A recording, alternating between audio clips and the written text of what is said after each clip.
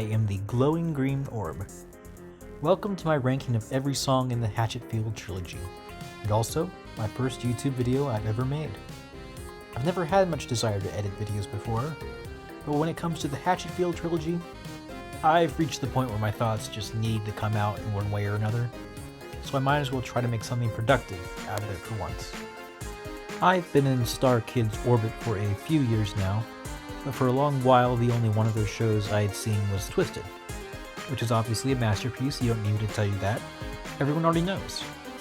But as many times as I watched Twisted, I never really felt the urge to go check out some of their other musicals. I don't really have a reason why, I just didn't feel like it, I guess. I had a bunch of other hyperfixations I rotated between that kept me occupied through that time. But then, over the last few months, I started hearing about the Hatchetfield musicals, and the massive fandom surrounding them. So, I finally sat down and watched all three over the course of about a week. And I can now safely say, congratulations Hatchetfield, you've ascended to hyperfixation status 2. Time to learn how to edit videos, just to organize my thoughts on the off chance someone out there actually cares. I know this isn't going to be a well-made, masterfully produced video. It's probably going to be very amateur, which is fine with me. But I'm still working a lot on it. I'm really wanting to make this work. So please stick around, because I have a lot of thoughts on this series, and the songs in particular. The songs in the Hatchetfield trilogy have me in a veritable chokehold. I'd enjoyed Twisted songs for their god-tier lyricism and wordplay, and obviously the performances, but I never felt like most of them were songs I'd go out of my way to listen to on their own, rather than just as part of the show. Inversely, I found that the songs in the Hatchetfield trilogy, composed by Jeff Blim, are a bit more hit or miss in the lyrical department, but the vast majority are still absolute fucking bangers. Don't get me wrong, when Jeff's lyrics hit, they hit hard. But I've had these three song soundtracks on loop in my head at work the past week and a half, and I need to get my thoughts out there, one way or another, so I'm going to make that your problem. In this video, I'll be ranking every song in The Guy Who Didn't Like Musicals, Black Friday, and Nerdy Prudes Must Die. I will not be including songs from Nightmare Time for two reasons. One, I have not seen it yet, sue me. And two, this is going to be long enough already. I want to give every song a fair analysis as best I can.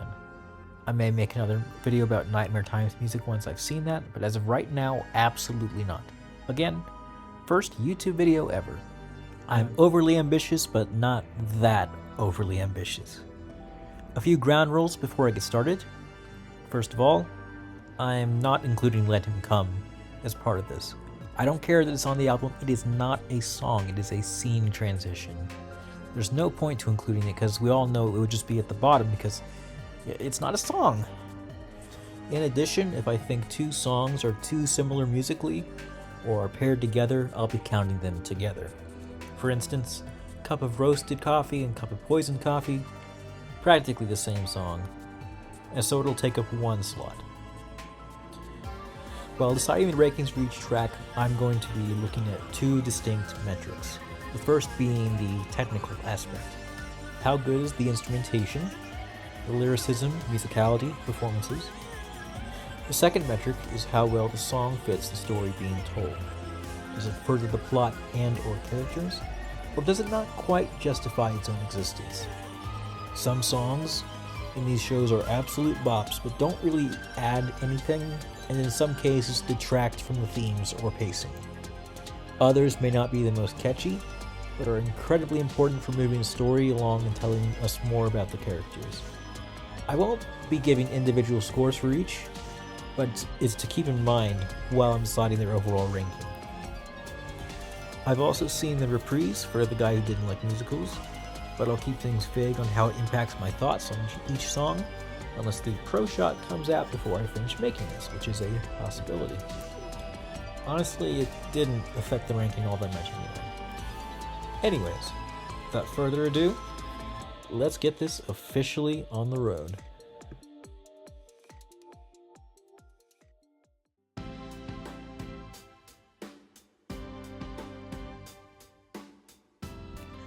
I will be entirely upfront here. Monsters and Men is the only song in these three musicals I straight up dislike. It falls on the bottom of both metrics I established, which sucks given it's one of Jeff Blim's best vocal performances, but it's how I feel nonetheless. At the end of Act 1 of Black Friday, we move away from Hatchetfield to show how the Wiggly Doll is affecting the world at large, through a meeting with the President of the United States and his cabinet, which nearly ends in bloodshed over the Wiggly Doll, until General John McNamara saves the day. And he sings a song about how we all need to band together and rise up against evil, and that's the end of Act 1. No check-in with any of the characters we followed for all of the show so far, and should care about where they're at. We're just dumped in here with a bunch of fucking politicians, and we're supposed to cheer? Maybe? I'll be honest, maybe a bit of a hot take, but I don't really care either way about John McNamara as a character. He was funny and the guy who didn't like musicals, with a pretty iconic song we'll be talking about later, but his inclusion in Black Friday with dramatic entrances punctuated by uproarious applause from the audience, and how he seems to be presented as this ultimate good of the setting, just feels like they responded to the character's popularity in a reactionary, annoying way that makes him more important than he realistically should be. I don't care about this guy in the context of this show, he just showed up. I certainly don't care about how the President of the United States is feeling, so what are we doing here? Focus on one of the other 5 plot threads you inexplicably introduced in the show. All that could be pushed aside if Monsters and Men was at least a bop, which it just isn't. It feels like a parody song played completely straight, which is a bizarre feeling for the company known for parodies.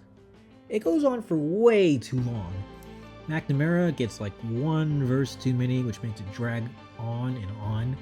The instrumentation and chord progressions aren't anything special, especially compared to the military theme song in the last musical they did. Again, Jeff Blim does sound really good here. He's a great tenor, but his performance is basically the only thing I think is any good about it. At the end of the day, just why? Why is this song here? Why did you end Act 1 like this? Easily the worst end to a first act in all 3 shows. Sorry for ranting, I promise this will be the most negative I am through this entire video.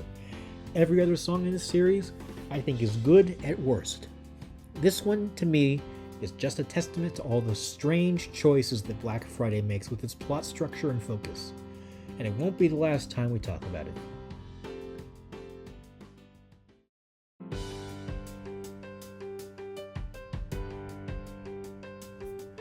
I'll be honest, I feel bad putting this one so low. On first watch, it's an emotional gut punch. After getting introduced to Tom as this toxically masculine father who doesn't really understand or have the ability to connect with his son, we get this emotional ballad about how far he'll go for him, how he'll do anything for him, how he's scared his son blames him for his mother's death, and whoa, this is the second song. I get it's Tom's I Want song, but this is the type of stuff you save for Act 2 after some emotional reflection, not dumping it all on the audience immediately. The character is supposed to be this emotionally unavailable, kind of not abusive, but abrasive guy. I don't think he should already be having these emotional truths and vulnerable moments expressed, even if it's just in his own head. It really felt to me like they were just extremely excited to get Dylan Saunders back for this show, and we're like, okay, we've got to give him as many power ballads as possible, which, completely fair. But of the 3 in this show, I think this one's the weakest musically. I find its instrumentation and chord progressions fairly generic, and the lyrics are serviceable, except for the Flash Bang Jane part, which I found to be kinda silly. Ultimately though, I think the biggest problem with this song is that it tells you too much about Tom too fast. Imagine if Twisted started the same way, there was a short scene, and we immediately got If I Believed. Like, yeah, it's emotional, and Dylan Saunders is obviously a god-tier performer and vocalist, but you're rushing it. And on repeat viewings, it only highlights that Tim isn't really a character. Having the same actress play Tim and Hannah ends up a detriment to the story when Tom and Tim don't get to talk at all after their first scene, that makes 10 feel more like a plot device meant to gesture at themes of fatherhood than an actual character. While this is a problem more with the show itself than this song in particular, I unfortunately feel that this song suffers the most for it. It hits hard emotionally the first time you watch it, but in my opinion, it just isn't worked into the story in the most cohesive way, and it's also just not very interesting musically, which is why I've been talking about the theme so much. So it's a relative dud on both metrics, even if I do still find it to be decent and listenable enough. Luckily, the other two big showcases that give Dylan this show are much better.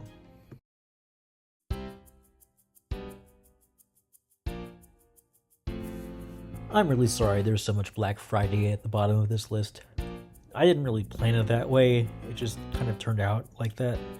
It's generally got the most duds of the three to me, but still plenty of top tier songs. For What Do You Say, I don't really have an essay on the problems with it like I did the other two. There probably won't be too many of those from now on. It's a decently cute, endearing song that serves as Tom and Becky's reintroduction to each other after years gone by. Their misfired small talk at each other in particular is a really funny gag. There's nothing particularly wrong with this song. I just don't really think there's much to it on account of the people singing just being random civilians and Linda gossiping, basically. Nothing here really sticks in my mind save for the final line, where Tom stumbles over his words before a final sung "say" ends it, which was cute. But other than that, it's mostly just in one ear and out the other, to the point where I regularly forget it even exists. Sorry to all those who like this one, I just find it the equivalent of musical white noise. So the real question is, what do I say? The answer? I don't know.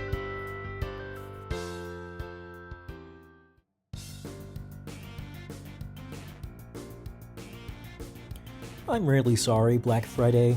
I really don't hate you, I promise. California MIA just unfortunately left a poor impression on me while I was watching the first time, mostly due to Angela's voice sounding very strained, which I know was a result of a big chunk of the cast being sick while they were recording. But while listening to the soundtrack version, I didn't really find myself enjoying this one much more than I did the first time, unfortunately. I guess it's just not really my style of music, even if it does sound pretty apt for Lex and Ethan, and it's at least something I can groove to. It's definitely catchier than What Do You Say. It also does immediately peak with the opening line, "My mom's a bitch," which just as a concept to an intro to a song is hysterical. Hannah's dance moves were pretty sweet too. In general, something about Lex and Ethan's characters just never particularly clicked for me. I couldn't really tell you why, other than that's just how it kind of is with a lot of this show. I definitely have the most mixed feelings on Black Friday as a whole, as you can tell by how the bottom three slots are all from it. But I'll definitely have some positives to talk about as we move up the ranking. I swear we'll eventually get to a non-Black Friday song. Eventually.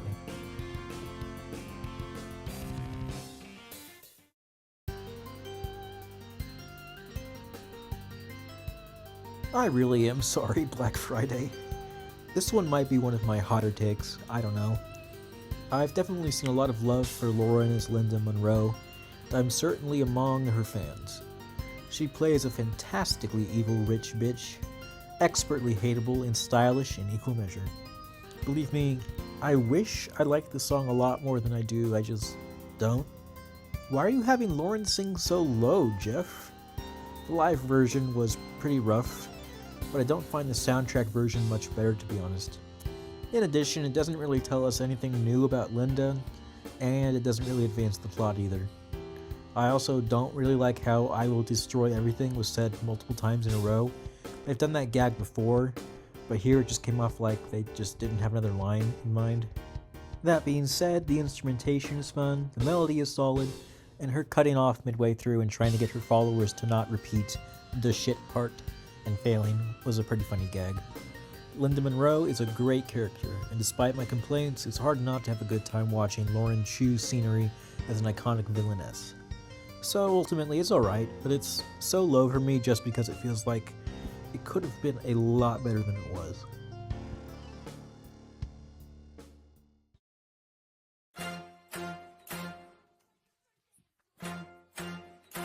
Thank God, Black Friday is finally getting a break. We're now on to the first song from Nerdy Prudes Must Die. Go Go Nighthawks is a perfectly fine song. It's just that most of the other songs in the show are utter bangers, and this one just falls a little bit below them for me. This one's deliberately simple and cheery, showing the dawn of a new day on Hatchetfield High after Max's disappearance. It's very poppy, and it sounds good, but it also means I don't really have a whole lot to say about it musically. It's just nice to see everyone happy for once. Hope it lasts. This is also the part where I mentioned that I have mixed feelings about how the live version of Nerdy Prudes Must Die is handled. The obvious use of pre-recorded vocals and harmonies, especially in the background vocals, I found rather distracting. Part of the reason I watched the live show is out of a desire to see the actors perform in the moment, and too much obvious post-production takes me out of it more than if they just let it stand on its own. I know that's probably just a me thing, and that they had audio problems in Black Friday that made them want to get it more fine-tuned, but I just wanted to note it as my own personal preference. With that aside, the final verse of the song is easily the best part. Anytime Hatchetfield shits on Clivesdale is comedy gold, especially because we have no indication Clivesdale feels the same way about them. It's just really funny to me to imagine this completely one-sided rivalry between them. So overall, it's a good, funny song. It didn't need to be much else, and it serves its purpose in making the following song a hit much harder.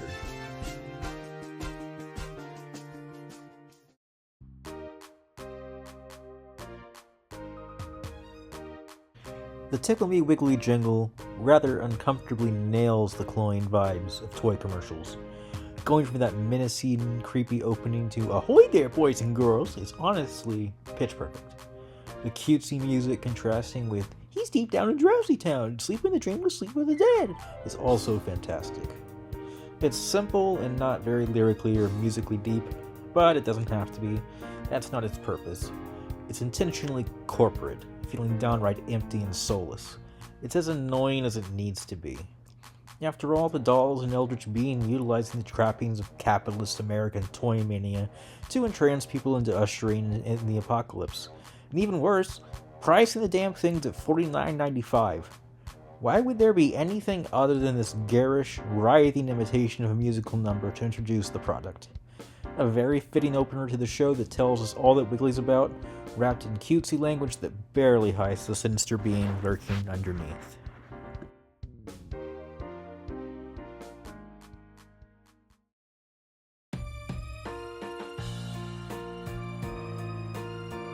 At long last, we've finally reached the first song from the guy who didn't like musicals. From what I can tell, You Tied Up My Heart is commonly considered to be the weakest of the bunch, but I don't think it's bad at all, really. It's just not really my cup of tea musically, but it does its job very well. Jeff as Sam is as insane as he ever is in a very fun and enjoyable way, obviously. Though I'd be interested to see another take on this scene and character where the emphasis is less on being crazy and more on his efforts to sweet-talk Charlotte into letting him out of his restraints. The reprise sort of does this, but at the end of the day, it's still Jeff singing and playing the character, so there's only so much seriousness you're gonna get. But it's still a very enjoyable number, showing both Charlotte's moral conflict and giving some insight into Sam post-mortem, as a man who feels tied down trying to relive his youth in any way he can. The chorus is super catchy too. It feels believable that Charlotte would let him go, especially after he amps up the manipulation after she tries to go get help. Overall, this one's probably underrated, by me included. It's just that musically, it's not really my personal taste. Similar to Califor MIA, but I like it a bit more, and any number that ends with guts being spilled is memorable by default.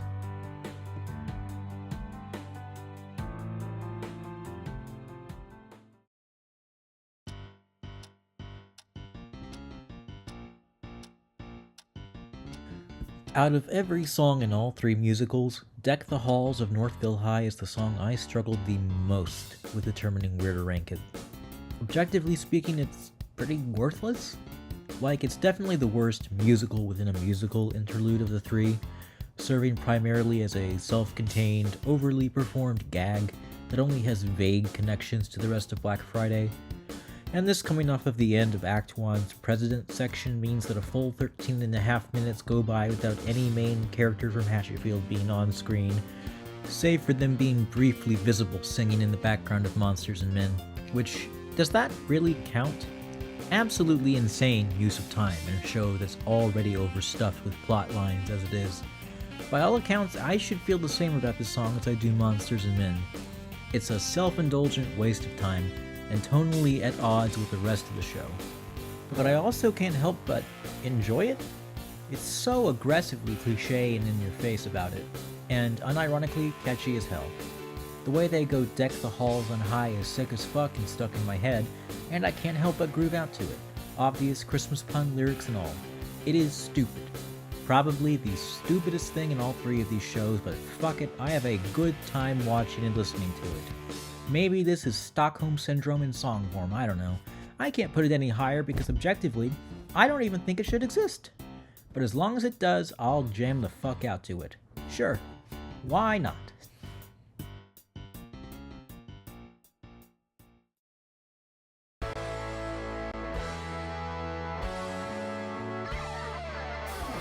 The Best of You is one of those songs that even though it's placed relatively low, it's still something that just makes me happy. I feel warm and fuzzy listening to it. It feels ripped straight out of the 2000s Disney Channel era, and as someone who grew up then, I'm obsessed with how pitch perfectly they nailed the vibe. The pop-punk guitar, the cheesy lyrics, the weirdly British-sounding twang on like, I do.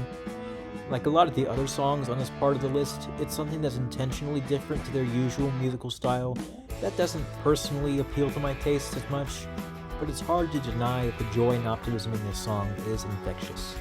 After the two previous shows had bleak, apocalyptic endings, this show ending with this cheesy dance number feels like a great contrast that makes this show stand out and set it off on a nice note. that is where it ends, right? Right.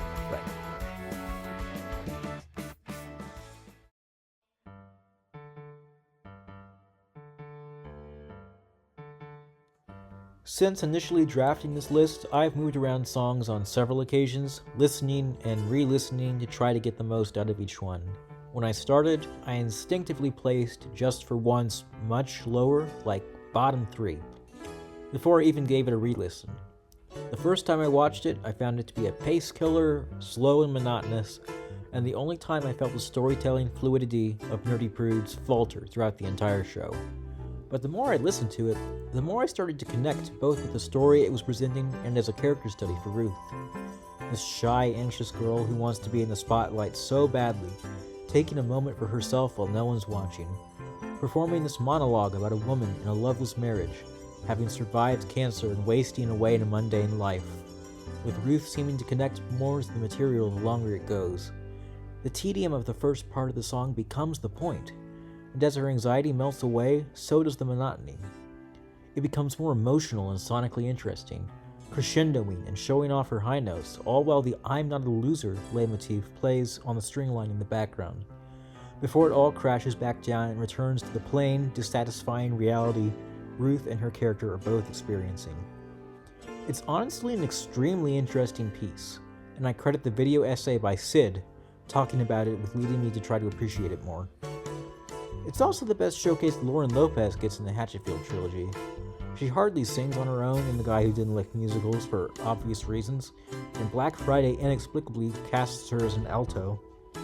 This is a great reminder of what she's capable of. That being said, it's still relatively low just because it's long, slow, and ultimately a bit of a side story. But if you're willing to suspend your intrigue with the rest of the story and enjoy the slower pacing for a bit, you'll find a well-acted, incredibly sung send-off for a likable side character. I'd recommend giving this one another go.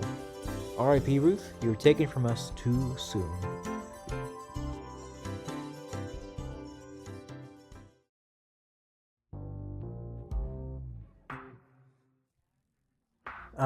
Yes, the Soup Song. I don't know the consensus on Dirty Girl, but I quite enjoy it as an exploration of Grace's inner conflict through the show, and of course, Will Branner's impeccable vocals. The instrumentation is appropriately slick and seductive, and I especially love the synthesizer line. Anytime a piece in the minor key uses both major fourth and minor fifth chords, I instinctively lose my mind and think it's the coolest shit ever. My music nerd self hasn't come out too much before now, but it should more and more as we keep moving up the list. I love how the verses are laid out too, starting with this imaginary version of Max, Grace stepping up and giving her side, harmonizing together before she pulls away, and then finally giving in as they move in sync with one another. It's super well done, even if it is still an uncomfortable but necessary look into the mind of a repressed girl trying to come to terms with her own desires. Overall, I dig this one quite a bit. We're getting to the point where I don't really have anything negative to say about most of these songs. It's just down to how much I like them.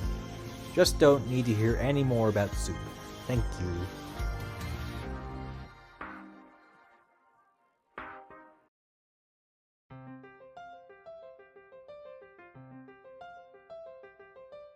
Cool As I Think I Am is an incredibly sweet song for Peter Spankowski. Hearing Pete put himself down, then psych himself up to go hang out with the cool girl who invited him out, then wondering who he actually is deep down and if people see him for who he is, it's all very endearing. If you don't want to see Pete succeed and find his confidence by the end of the song, you might be dead inside. Comparing Pete to the preceding protagonists, Paul didn't get an I Want song on purpose. Tom's was a little mishandled, but this song for Pete works a lot better in my opinion. This one in particular interests me in that he doesn't want anything grand or really all that specific. He just wants self-confidence and to put himself out there. The smallness of it makes it more effective and relatable to the high school experience in my opinion. This song is also one of the most called back to in the musical, getting a reprise, and its bridge with the iconic I'm Not a Loser line is repeated throughout the musical at various points, some subtler than others. Nerdy Prudes Must Die probably has the strongest use of leitmotifs out of all three shows, and this song is the poster boy of that trend in my opinion. Oh, and one more miscellaneous note, Joey Richter is really good at singing through his character voices in these shows, and I always get a kick out of it. It's a strange thing to think about, but it does take legitimate skill, and he's one of the best of the crew at it. On the whole, a great introduction to our hot chocolate boy, and a linchpin of the entire show.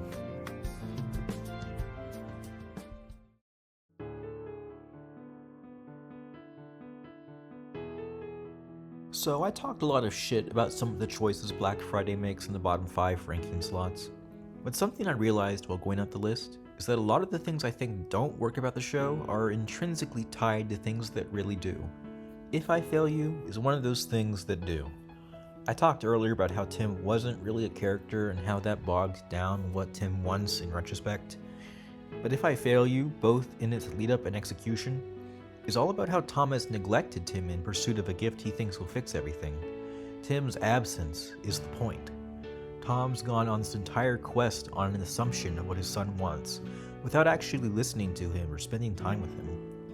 Unfortunately, it still is a problem that they never reunite before the show and maybe the world ends. The final sequence of the show should have had Tim in it, I don't care. You had time for the characters for the guy who didn't like musicals but not Tim? Joey could have played Tim or something, I don't know. It makes the whole thing feel incomplete. This is all a bit of a tangent about my thoughts on the show, but it says something that If I Failed You is still much higher than its predecessor, despite all this. I love its use of tritones, the gradual build-up in instrumentation and vocals, and it is absolutely the best showcase of Dylan's vocals in the entire show. It is all great stuff. I even like the callback section to What Tim Wants, and the part where he stops after Flash is legitimately hard-hitting. My favorite part of the lyrics is the progression from I failed you once and I will fail again to I would fail again, and then finally I won't fail again. That being said, even if it is the best showcase for Dylan, it is not the best song overall that features him. We'll be getting to that one later, but for now, this is a much improved sequel to What Tim Wants, and a solidly emotional beat that shows Tom's growth.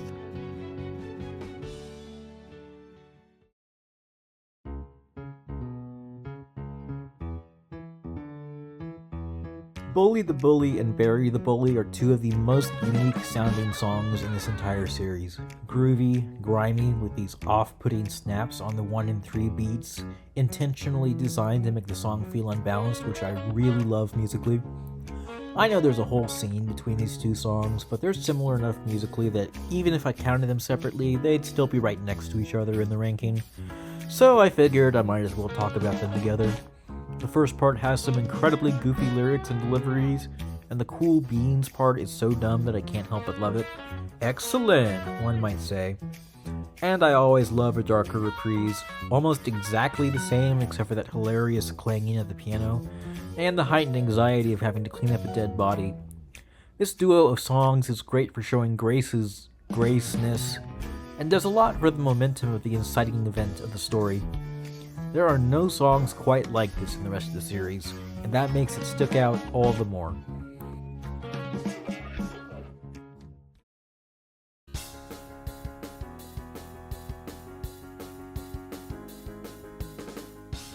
Finally, another song from the guy who didn't like musicals. We went a good while without one of those, huh? In general, I think it's the musical with the most consistency in its songmaking. That being said, without getting into details, Join Us and Die is a number I like a lot more in the reprise. It's basically the only track that jumped up a few spots after watching it. The old version was pretty solid too, and obviously that first note Jamie belts out is iconic as fuck. The creepy unison between Charlotte and Sam is insane, and it's oddly cute to see the hive-minded Sam just being Charlotte's hype man. It's an intimidating song with the hive mind basically foregoing niceties to talk about how they plan to straight up murder everyone. The main thing keeping this track from scoring even higher is that it's fairly short, peaks with its opening note, and I don't really care for the final part where they're manhandling Ted. I think it isn't nearly as menacing or creepy as the rest of the song. That being said, Pigeon straight up murdering them mid-song is hilariously awesome, and plays the unique strengths of the guy who didn't like musicals' musical storytelling. As the last song in Act 1, I think it fits very well with showing how much of a threat our heroes are up against.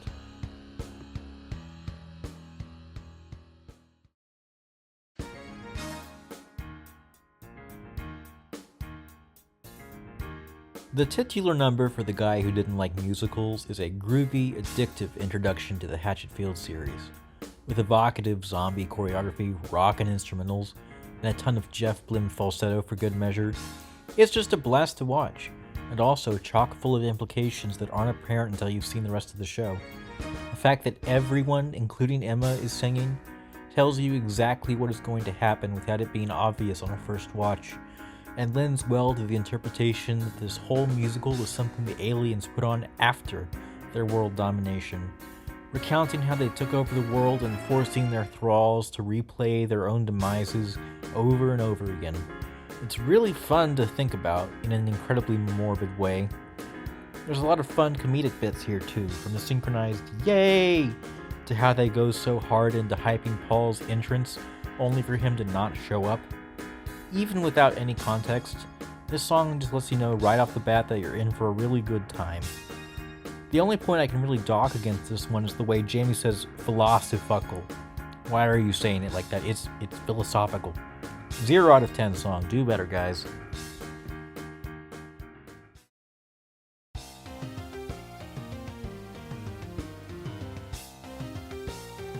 From what I can tell, Feast or Famine is commonly considered to be one of the best songs in Black Friday, and it is not hard to see why. Speaking personally, I think it's pretty great. It just has 2 smaller things holding it back from being top 10 material. It's still really good, mind you.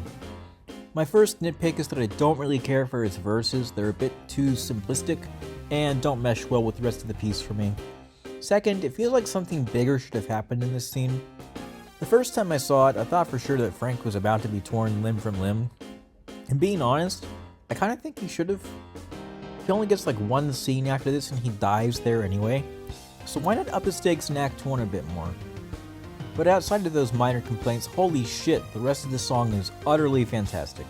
That synth line is intense and cool as fuck. The choreography during the chorus is phenomenal. Actually, everything about the chorus is phenomenal. It might just be the best lyrics Jeff has ever penned. You should never settle for the lifetime that is handed to you. Like, god damn, man. The whole song is biting and very rhythmically satisfying in a way that's hard to fully articulate. Chaos truly reigns in this song. And even if I wish it was a bit more consequential, it's still a definite highlight of Black Friday's first act.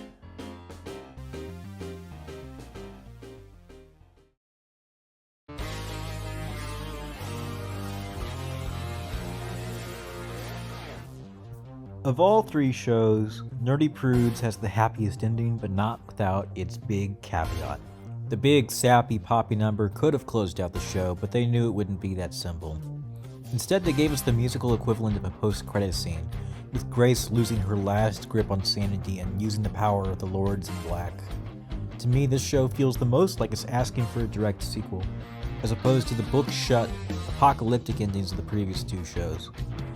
And as a closer, it's appropriately sinister and unsettling, mirroring the Act 1 finale incredibly well and showing Grace's parallels to Max on full display, as she decides who's a dirty dude, and who therefore deserves to have their souls devoured by her new gods. I don't honestly have a whole lot to say on this one, as it's relatively short, a reprise of a previous song that we'll talk more about later, and it's not really a full number, but it's a great way to end off the show. Even if I do think it's the weakest final number of the three, it's still a great time to be sure, and that final harmony on Darkness Will Spare My Soul is killer. That just goes to show how much these shows tend to nail the endings. We'll be talking more about those soon enough.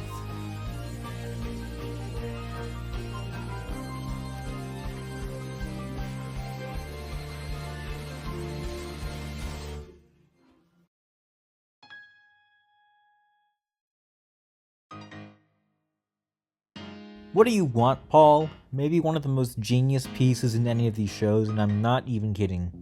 Every musical worth its salt gives its main character an I Want song by the second or third track, something that motivates all their actions. But Paul, as the guy who doesn't like musicals, doesn't have one of those. So the musical hive mind puts on this whole number to try to pull that sort of desire out of him, parodying the whole concept in a way that's both hilarious and deeply concerning. It is a brilliant concept for a comedy song and really well realized. I'm kind of obsessed with its rather unusual chord progressions, the constant vocal jumps back and forth, and Jeff Blim's singularly unhinged performance, especially in the reprise. The comedy bits are all hysterical, like Mr. Davidson's constant curvy motions, the explicit talk about needing people to sympathize with Paul and driving the primary plot, and of course everything to do with my wife, Carol, Borat. The entire time you're listening, the song is completely unpredictable. I don't think anyone can guess where it's going lyrically, instrumentally, or vocally at any given point, and that makes it an unforgettable experience.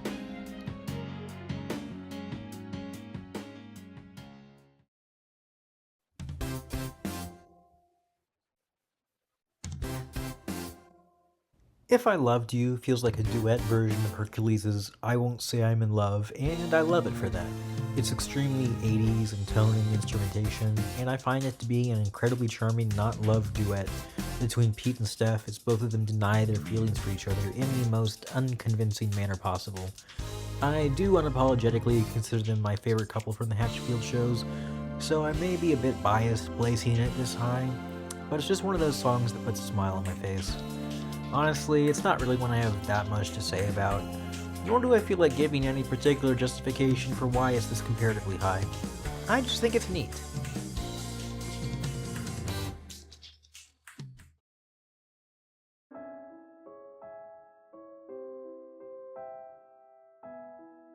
Despite being a horror comedy musical series, very few of the songs in Hatchetfield are openly creepy. The whole conceit of the guy who didn't like musicals is upbeat songs with horrifying implications, and Nerdy Prudes Must Die has a more poppy, synthy sound for the most part to reflect the high school experience. Do You Want to Play is probably the legitimately creepiest song in the series on its own merits. The thing I was reminded most of while watching the first time was the Erlkönig, a song I performed in college about a young boy who's terrified of an elven king who whispers sweet things in his ear about how he wants to play with him while his father is none the wiser, all until the child turns up dead. Seeing two sympathetic characters in Becky and Tom suddenly turn into horror movie villains at the mere sight of a wiggly doll is chilling. Though I do wish there was a bit more of a gradual shift in their corruption, given the last time we saw them they were riding high after reconnecting. It feels like they just show up again and are instantly possessed, which feels weird. But it's not enough to drag the song down at all. It's still unsettling and distinct even by Black Friday standards, not hiding behind a pop or rock sound to show how terrifying the experience is for Hannah. This is definitely an underrated song in my book, and I'd love to hear more people talk about it.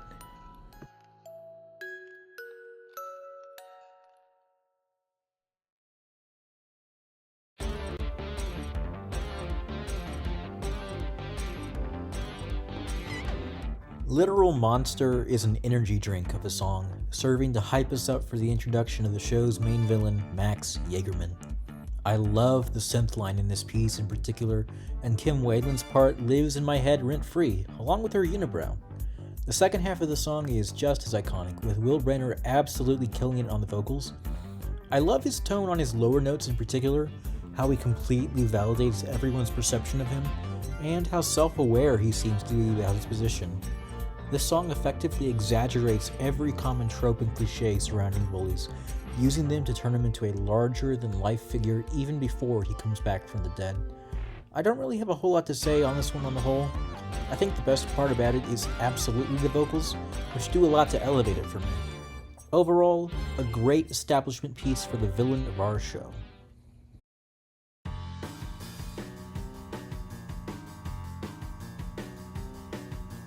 Show Me Your Hands is my favorite Jeff Gets a Bit Silly song in the trilogy. Groovy as hell, a hilarious satire of the American police, an escalation to show just how widespread the musical virus has gotten, and I'm always a sucker for jazz hands. I love how they're just saying random police bullshit, giving conflicting instructions, and clearly having no idea what the fuck they're doing. And I'm obsessed with when Sam takes his sunglasses off, potentially recognizing Charlotte before it shuts off and Jeff gives his trademark Jack Nicholson grin. There's still some ambiguity about how much of the original person remains within after they die, but I always prefer it when there is some remaining element of them, they're just unable to do anything about it. I find it more horrifying. I also love how this song has become essentially the theme of the Hatchetfield cops, being used in Nerdy Prudes Must Die as well. This song's just one that's fun vibes all the way through. What more is there to say?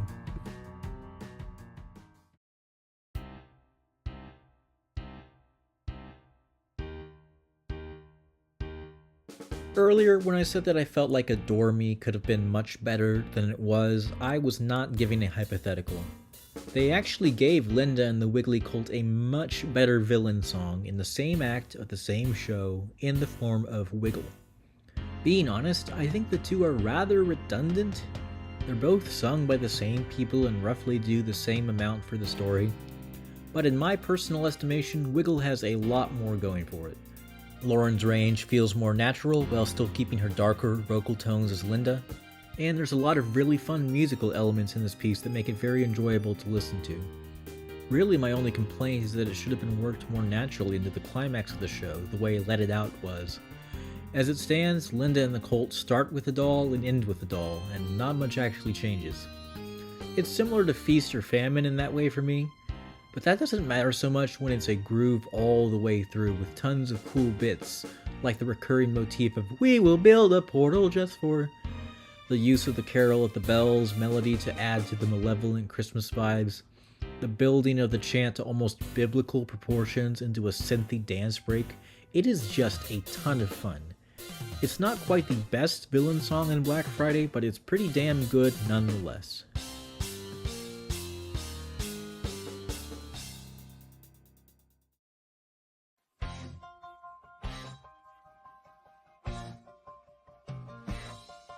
High School is Killing Me is easily the best intro song out of the three shows in my opinion. From John Madison showing off his vocal growth, foreshadowing the fates of two of our plucky nerds, before transitioning into an upbeat, fun introduction to Hatchetfield High. I love the lyrics about being out of rhythm with the melody, the somewhat unstable chord progressions at parts, how it introduces both Pete and Steph, and Grace being her nerdy, pretty self. Not to mention all the double entendres about killing and death. The Wolf Hells are also a delightful touch. Of the three opening numbers, this is the one I find myself returning to the most just to listen to on its own, and I always have a great time with it.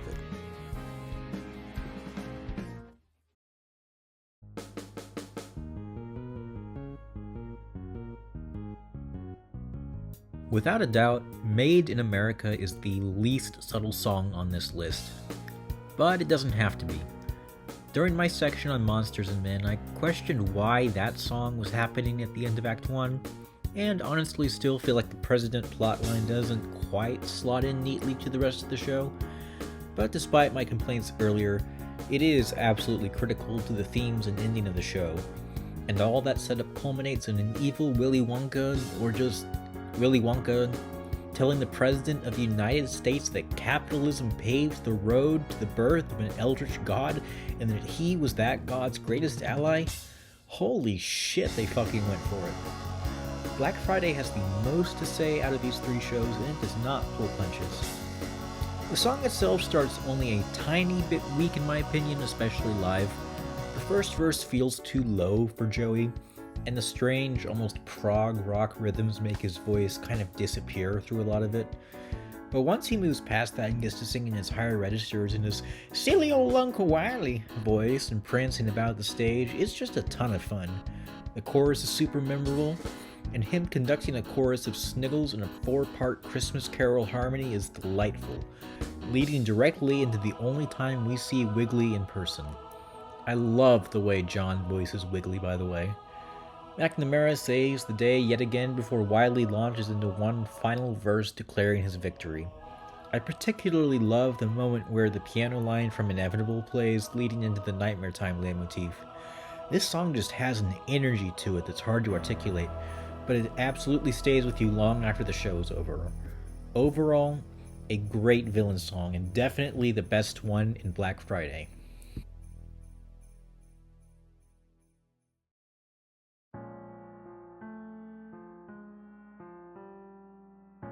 Not Your Seed's biggest strength is how it manages to turn a relationship that we'd only seen one side of through most of the show into an absolute emotional gut punch. The soulful lyrics, Mariah Rose Faith's god-tier performance, Bill's horror at his daughter being turned, and the hive mind's efforts to break Bill down by throwing his issues with his daughter in his face. It is probably the most deeply personal the guy who doesn't like musicals gets, and it pulls it all off through the combination of incredible acting, singing, and songwriting. There's a ton going on here musically, especially in the time signature department. I particularly love the one line of 5/8 in the verses that leads directly into the set of notes that became the theme song for all the Hatchetfield shows. Like, that leitmotif comes from here. What other song can say that? The bridge, where everything slows down and that "Why Does It Hurt to Love You" hits, man, that's rough. The entire piece is just masterful at breaking Bill to his core, and it hurts like hell to watch. But goddamn is it a good song.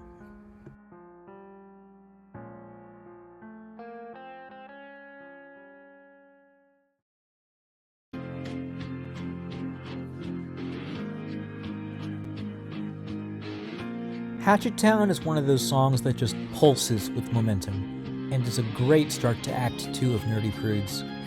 The song zooms out from the rest of the show, letting us see how regular citizens of Hatchetfield react to the murders, instilling a sense of paranoia and fear-mongering encouraged by Mayor Lauder. On top of that, it's catchy as fuck, has a lot of fun cameos, and is one of the most prominent motifs throughout the show. Particular highlights include, "I am Dan Reynolds," one of the most inexplicably funny lines in the series, and Bryce Charles' solo that really did not need to go off that hard, but I am so glad she did. The only negatives I can say about this piece is that I know some of it would have hit more had I seen Nightmare Time, and that it ultimately doesn't really factor into the rest of the plot of Nerdy Prudes. Not much comes of this mob wielding pitchforks, or I guess hatchets. But in particular case, it doesn't make me love this song any less when it's this full of energy, excitement, and Dan Reynolds.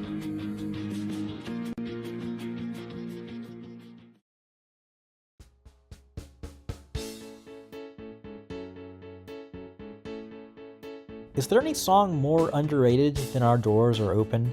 I hardly see anyone talk about it, which is insane to me because for my money, this is one of the catchiest songs in any of these shows, and one of the only highlights for Corey Doris, who has an exceptional voice that I'd love to see more of. It's a shame he doesn't sound too great in the pro shot, likely as a result of sickness, but both in the recorded version and in other live versions I've seen, he's absolutely exceptional as the over-the-top, money-obsessed sleazebag known as Frank Pricely. Our Doors Are Open is essentially an ode to capitalism, almost a precursor to Made in America. While not the most plot-relevant song, it is the first to openly address some of the major themes of the show, in particular with lines like, "Did you know if you spend money, your kids will love you maybe?" which is one of my favorite lyrics in the entire show. The bits about Frank questioning his morality and acknowledgement of how unbalanced his customers are tickle me too. One line change I prefer, specifically in the In It version, is that when the customers say they want the doll with the tummy, Frank says, "Don't you all," instead of "Don't we all." The idea that unlike every other adult in the show, Frank doesn't personally seem to care about the wiggly dolls beyond what money it makes him is fascinating to me. Overall though, this song ranks so highly just because it's a bop. If I heard this in a store in the holiday season, I'd be grooving out to it, unironically. And while the first time around I didn't care for the weird little Mr. Krabsian "I like to touch my money" segment, I've come around on it and see it like the cool beans bit from Bully the Bully. A rare moment of bonding between Lex and Frank. On the whole, this song is just an absolute bop that I listen to a ton, and I will spread its gospel wherever I go.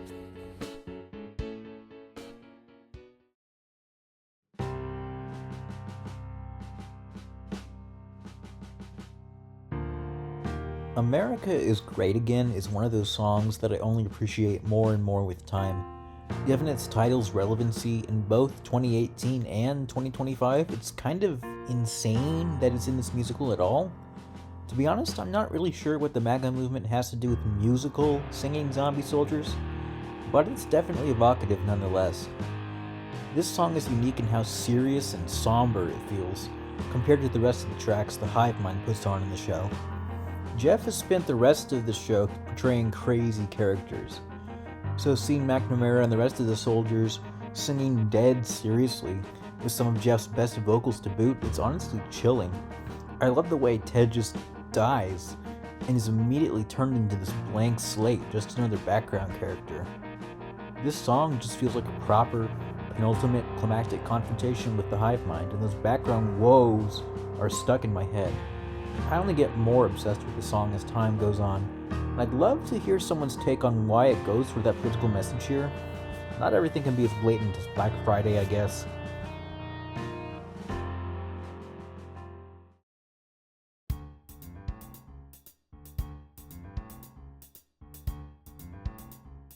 La Di Da Da Day may be the single biggest earworm in the entire trilogy, and it was absolutely done so intentionally.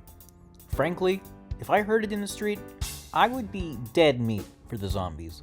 I'd be singing along without question. Mariah kills it as always, and I love how utterly befuddled Paul is by the entire display. The funniest part is definitely Joey as the homeless man, and I again love how he keeps the character voice on while he sings, not least because it's one of the absolute funniest voices to hear sing. I love the round section where the music drops out, followed by a clap section. It is just really basic, but just incredibly catchy. This is a fantastic introduction to musical zombies, infectious in all the best ways, seductive in a way that isn't obvious, but on the whole, just an absolute delight. This song fully makes it this high based on vibes alone. Fuck it, make me a zombie so I can learn the song and choreography, I don't care. God.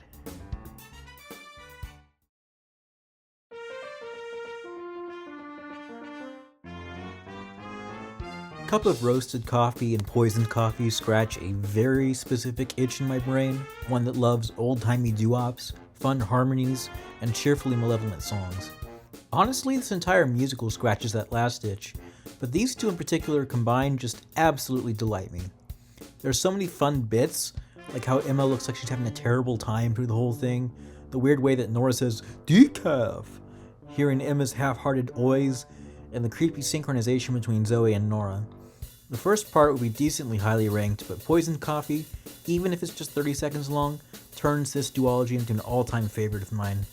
The aggressive clapping, sinister vocal tones, and how everyone they just poisoned gets up and immediately joins in, it fully cements that this strange musical phenomenon isn't just something weird and off-putting, but terrifying. I fully consider this to be the moment the guy who didn't like musicals goes from great to fantastic, and I can't sing its praises enough, even if I physically try to. Sorry, Pokey.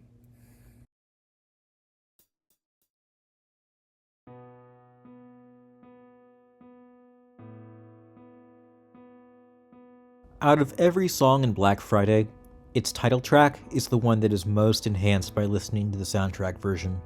Live, Angela sounds very strained, and while it works for the context of her being choked out in a toy store, I prefer the softer sound of the soundtrack, adding to the melancholy vibes.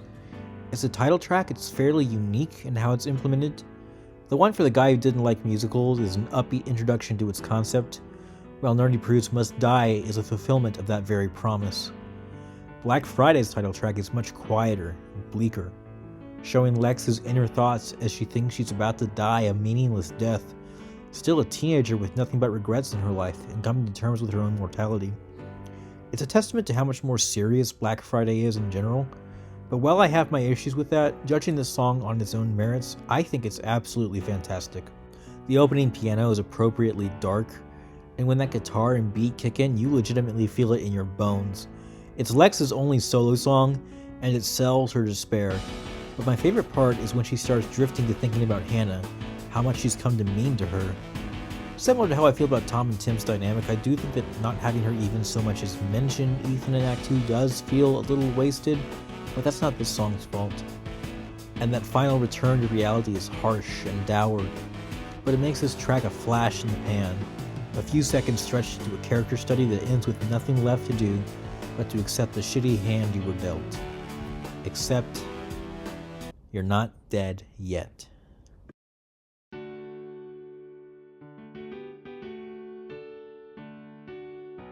I am legitimately shocked with how much I like the reprise for Monsters and Men. I'm including it as part of the same ranking as Black Friday because it's absolutely a response to the former, and it's short enough to warrant it. But goddamn, something about the change in instrumentation, the fact that McNamara is actually speaking to a character in Hatchetfield from the black and white, the build-up to reigniting that final spark for Lex's life, reminding her that people still need her. Even if it doesn't quite make logical sense to me how this is happening, and it is the third time McNamara has saved the day in the show, it just fucking hits regardless. The fact that a reprise to my least favorite song is included so high is proof of how ambitious Black Friday is, how all its strange choices are beautifully interconnected, and capable of making something truly remarkable. I adore this call and response in song form, and it makes me see the vision behind the tracks I don't even quite like as much. This show is wholly its own, and its title track and this reprise exemplify that perfectly. I'm glad it exists, flaws and all.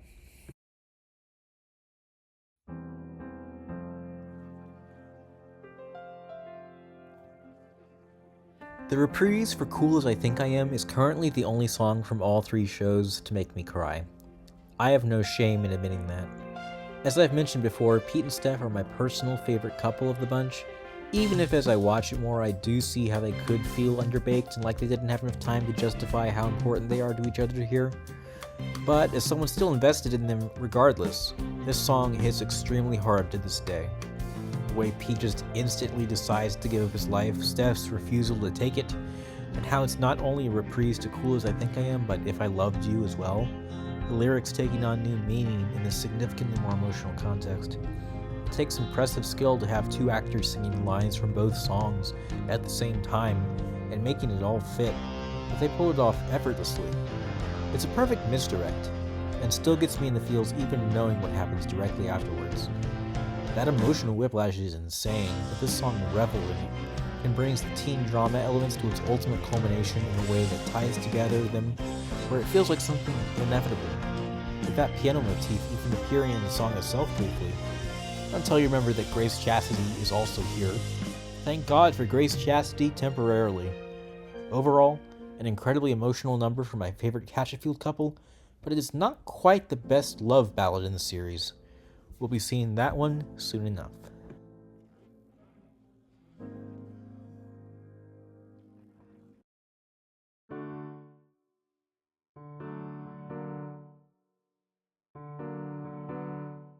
Showstopping Number is frankly an astonishing mixture of parodying musical theater tropes and cliches, while also being legitimately impressive. Higgins having a secret love of musical theater and taking the opportunity to flaunt his derivative, insane musical ideas is underscored by it being legitimately catchy as shit. It is everything he hypes it up to be, despite, or perhaps because of, how derivative it is. This is the best musical within a musical bit in all three of these shows as a result. The Guy Who Didn't Like Musicals is a very tightly paced show, and perhaps structurally one of my favorite pieces of media ever.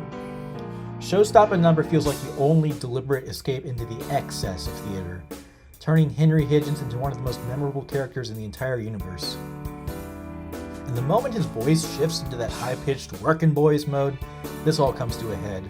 That whole part is insane, ludicrous, over-choreographed, and extremely overindulgent, and yet it's also extremely impressive to watch him flip around while maintaining incredible breath support the entire time. The fact that Ted's so into it is just the hilarious cherry on top. This song turns Higgins into an immediate staple of the universe, and it's no wonder why. It is an absolute joy to watch, and one of the major highlights of the guy who didn't like musicals.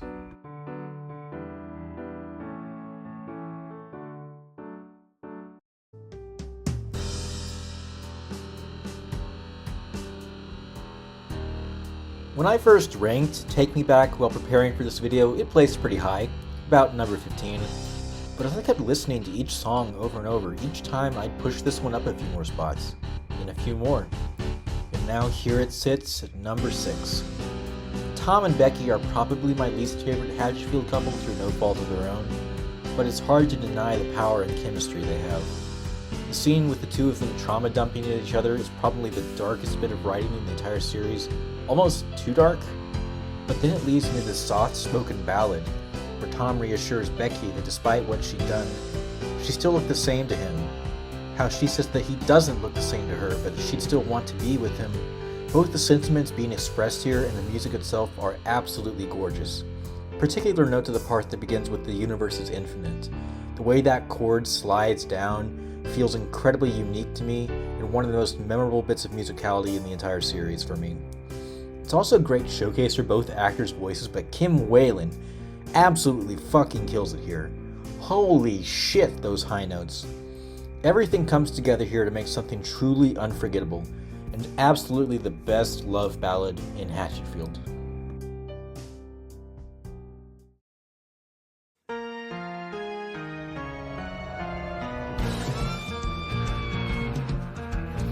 In truth, it's a little hard to rank The Summoning as a song because it's more of an event. While I haven't seen Nightmare Time, I know that the Lords in Black are a big deal. So despite not personally recognizing any of them except for Wiggly and Pokey, the sheer presence and hype, both in the build-up of the chant and the return of our bestest Flendy Wind, is insane. This song is absolutely bonkers.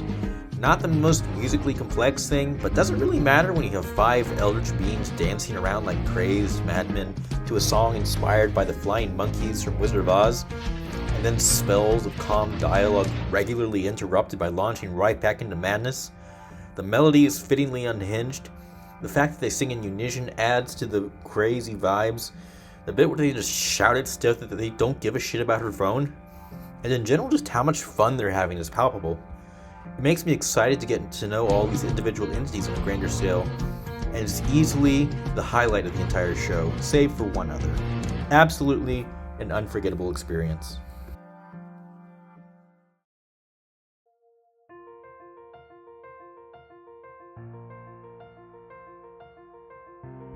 Inevitable is inevitable. There's really no other way to describe it. It doesn't sound malicious on its face, even coming across joyful and triumphant without context. But the darkness carries through in Emma's utter horror, how the hive contorts Paul's features into something completely alien to the awkward, rude, but ultimately kind man he was before, delighting in making him proclaim how he knows what he wants now, after trying so hard to pull that from him the entire time. The song shows off John Madison's vocals in full, portraying a gleeful, manic energy that's infectious even knowing all that we know.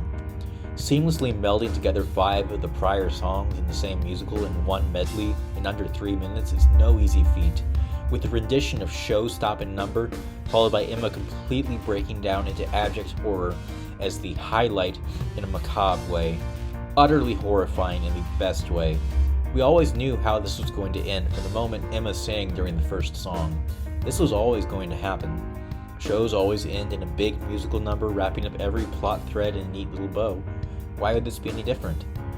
Does the hive mind, does Pokey consider this a happy ending? That has united the world in a singular voice? That has turned Paul, the piece of shit Grinch musical hater, into his newest mouthpiece? Or is it simply vengeful, enacting its will upon everyone else regardless of any perceived morality? Killing Paul and Emma and everyone else, making them relive their crushing defeat over and over and over again. A song sang not with the hopes of things turning out differently this time, but knowing that it won't, and reveling in that fact. All that is conveyed in a track that isn't dark on its face, but in the margins, the crack in the fourth wall where this musical excels, the implications. The world was already doomed. There was nothing that could have been done. This was inevitable.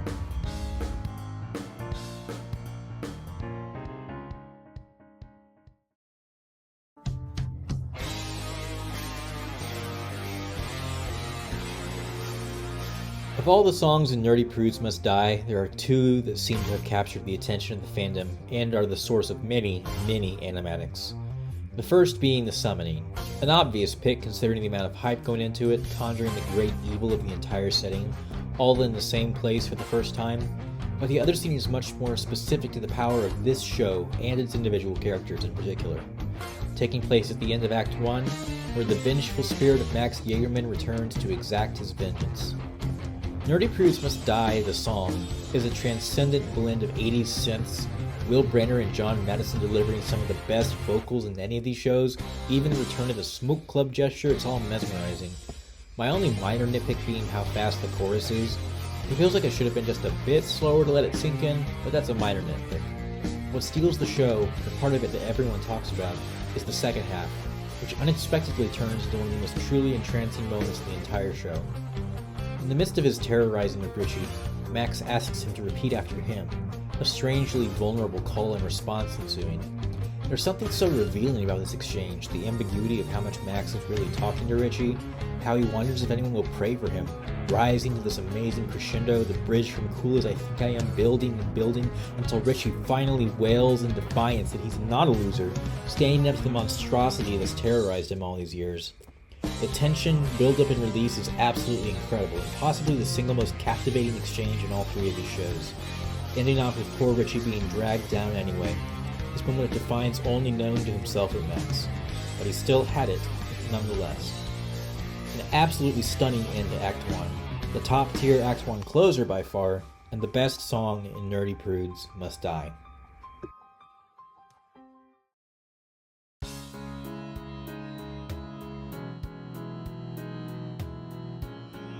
If Nerdy Prudes Must Die was the best Act 1 closer, Let It Out is by far the best climactic song. While it doesn't have much competition in that regard, Black Friday and Nerdy Prudes both resolve their conflict outside the song, it's not a knock against it at all, hence it being at the number 2 spot. In The Guy Who Didn't Like Musicals, the conflict is song. There's no escaping it. You could even say it's unavoidable.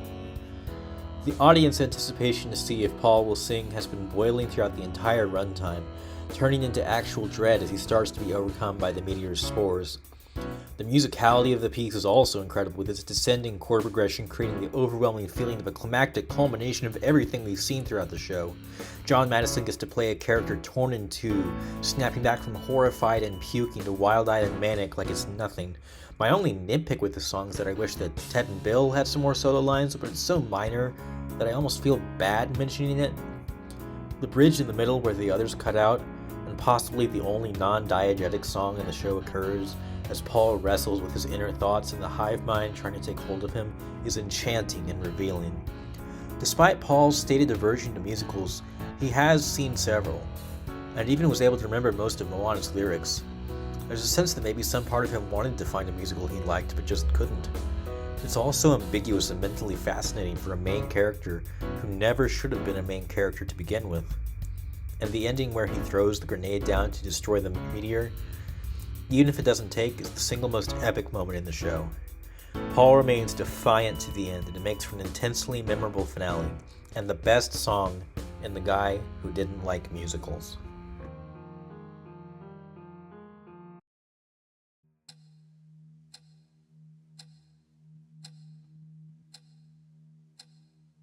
When I first started this list and realized that Black Friday had the most songs at the bottom of it, I did feel a bit bad, but I was never too bothered, because even from the earliest inception of this ranking, I knew what the number 1 slot was going to be, and that it was going to come from this strange, overblown, ambitious show that has captivated my attention for its peaks and flaws like no other. and nothing exemplifies that dichotomy better than my favorite Hatchetfield song of all time, What If Tomorrow Comes. This song is utterly gorgeous, and easily the best composed piece Jeff has ever made. The counter harmonies and how everyone weaves in and out so fluidly is incredible.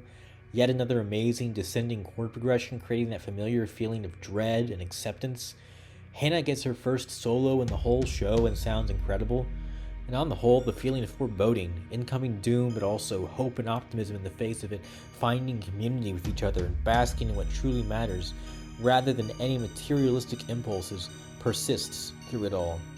The only thing wrong with this piece in the context of the overall show is that Tim is not there, which absolutely should have happened, but that isn't enough to keep this from being an absolutely enchanting piece of art.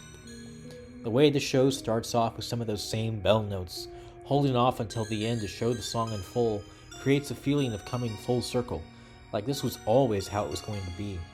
While it seems incredibly unlikely that anyone in the show will survive the coming war, it's still a beautiful expression of humanity in what could be their final moments, and one that resonates all the more with everything seeming to go wrong in the world. I adore this song to no end. It's both a distress and a comfort, a beautiful ode to the bonds we form with each other even as humanity as a whole seems to be doomed by the worst of us. This is Black Friday's magnum opus, and my favorite song in all of Hatchetfield. What if tomorrow comes?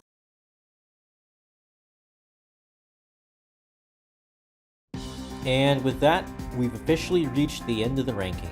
Thank you so much for watching, especially if you've made it all the way to the end. As my first ever video editing project, this was a ton of fun to do. I'm sure there's a lot I can improve upon, but even just getting something like this done at all feels huge for me. If even one person watches this and gets something out of it, I'll be happy. And if people are interested, I may make other videos too. Whether it's ranking the Nightmare Time songs after I've seen it, talking about the shows outside of a musical context, or going beyond Hatchetfield and talking about other works too. For now though, this is good enough for me. Good night, any watchers that come across this, and thank you. I'll see you around another time.